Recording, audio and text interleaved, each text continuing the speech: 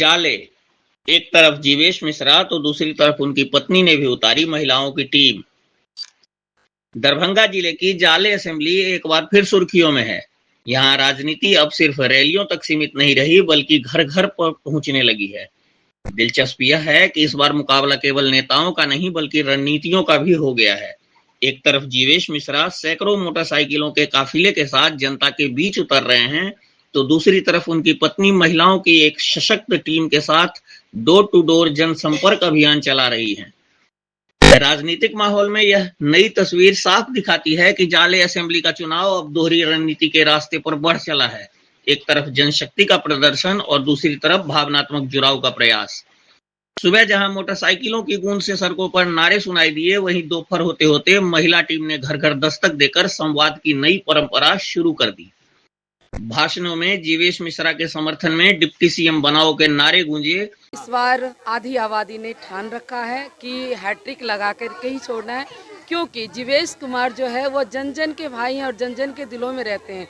और यहाँ जो आप आधी आबादी देख रहे हैं, ये आधी आबादी इसलिए है क्योंकि जाले का बेटा, जाले का नेता जीवेश कुमार पुनः हैट्रिक के लिए तैयार हैं और हैट्रिक मारेंगे, क्योंकि आधी आबादी ने ठान लिया है कि पुनः जीवेश कुमार को विधायक बना करके विधानसभा में भेजना है। और भेजने के बाद पुनः बिहार सरकार से आग्रह भी है हम लोगों का, एनडीए सरकार से आग्रह भी हम लोगों का कि जीवेश कुमार को ही नहीं, जाले विधानसभा को एक पूर्ण सम्मान मिलना चाहिए, क्योंकि यह हैट्रिक तीसरी बार है।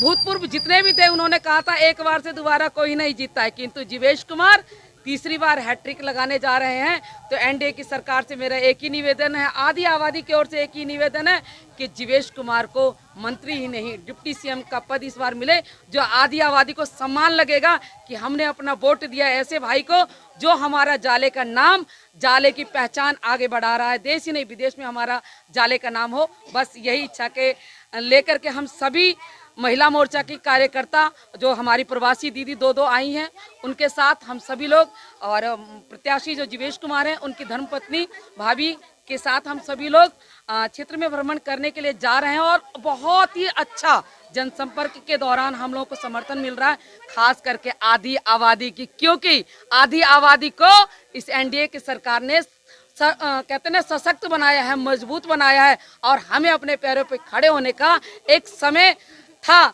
जब हम लोग सोचते थे कि घर परिवार कैसे चलेगा, किंतु आज एनडीए की सरकार ने हमें मजबूत बनाया है। एक एक घर में रोजगार के लिए जो हमें योगदान मिला है, उसके लिए हम आगे आकर के अपने लिए इस बार वोट करने के लिए जा रहे हैं। आने वाली 6 तारीख को 2 नंबर का बटन दबाएंगे या आबादी ने ठान लिया। वहीं उनकी पत्नी ने महिलाओं का सम्मान और सहभागिता को मुद्दा बनाकर आधी आबादी से सीधा संवाद किया।